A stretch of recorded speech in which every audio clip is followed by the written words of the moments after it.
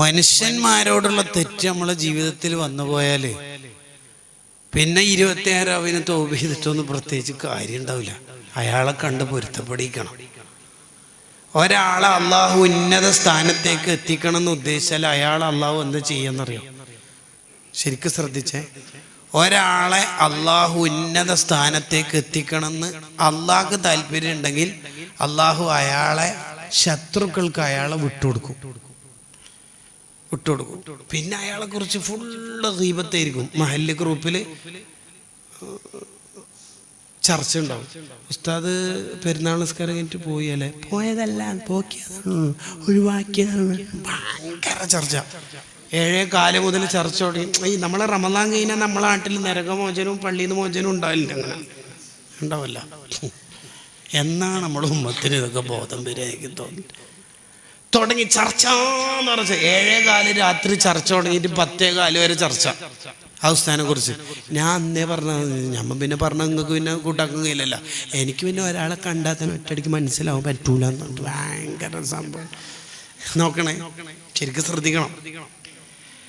3 മണിക്കൂർ ആ വ്യക്തിനെ കുറിച്ച് ചർച്ച. ആ ചർച്ചയിൽ 18 ഹാജിക്കന്മാര് പങ്കെടുത്തു. അപ്പോൾ എന്തായാലും 18 ഹജ്ജ് മൂപ്പർക്ക് കിട്ടും. 800 ഉംറ ചെയ്തവരും പങ്കെടുത്തിട്ടുണ്ട്. ഒരാൾ തന്നെ 8, 9, 10, 15 ഒക്കെ ഉംറ ചെയ്തിട്ടുണ്ടാവും. 800 ഉംറയും കിട്ടി. സക്കറിയ അൻസാരി തങ്ങൾ പറയുന്നത് ഫീ ലൈലത്തിൻ വാഹിദ, ഒറ്റ രാത്രി കൊണ്ട് ആ നാട്ടിലെ ഏറ്റവും വലിയ സൂഫിയായിട്ട് അയാൾ മാറിയിട്ടുണ്ടാവും. 10 ലാസ്റ്റ് ഒരാൾ പറഞ്ഞ് വെറുതെ നല്ല മാസക്കാലായിട്ട് ഫിത്തിനും ഫസാദും മറ്റു സമയം കളയണ്ടല്ല, 3 മണിക്കൂർ കഴിഞ്ഞിട്ട്.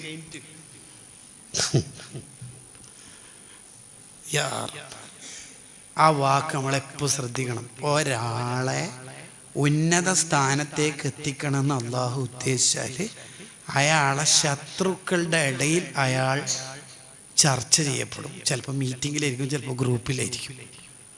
അതുകൊണ്ട് വ്യക്തികളെ തൊടാൻ നമ്മൾ പോയേ ചെയ്യരുത്. ഒരു വിധത്തിലുള്ള തെറ്റൊക്കെ അള്ള പുറത്തു തരും. പക്ഷെ അള്ളാൻ്റെ അടിമകളെ തൊട്ടാൽ അള്ള വിടൂല. അടിമകളെ തൊട്ട വിടുന്ന പരിപാടിയില്ല. അയാൾ വലിയ തെറ്റ് ചെയ്തു പോയി, പുറത്തു തരും. അള്ളാഹു തൗബ ചെയ്താൽ പുറത്തു തരും. പക്ഷെ അള്ളാൻ്റെ അടിമകളെ തൊട്ട അല്ല വിടൂല. ആ പരിപാടിക്ക് നമ്മൾ നിൽക്കരുത്. ഭയങ്കര കടുപ്പാണത്.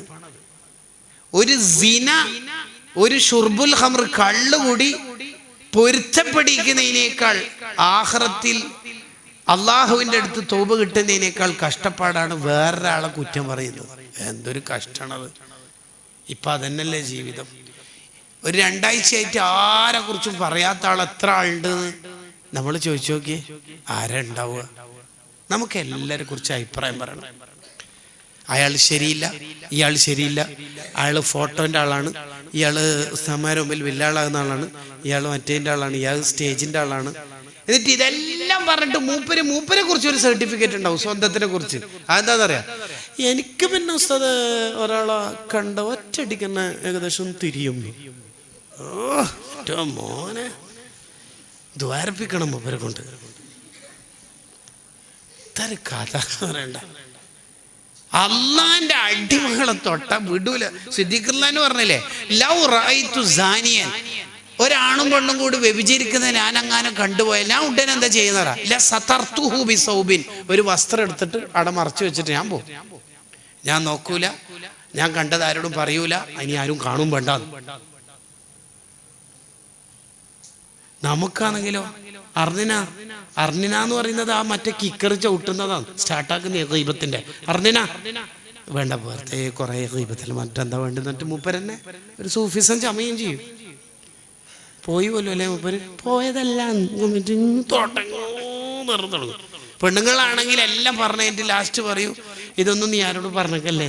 എൻ്റെ അർത്ഥം തന്നെ ഞാൻ തന്നെ എല്ലാവരോടും പറഞ്ഞോളാം. അങ്ങനെ അതിൻ്റെ അർത്ഥം. ഈ വൃത്തികേടിന് നിൽക്കരുത്. ഭയങ്കര തെറ്റാ. അള്ളാഹു നമ്മളെ നന്നാക്കട്ടെ.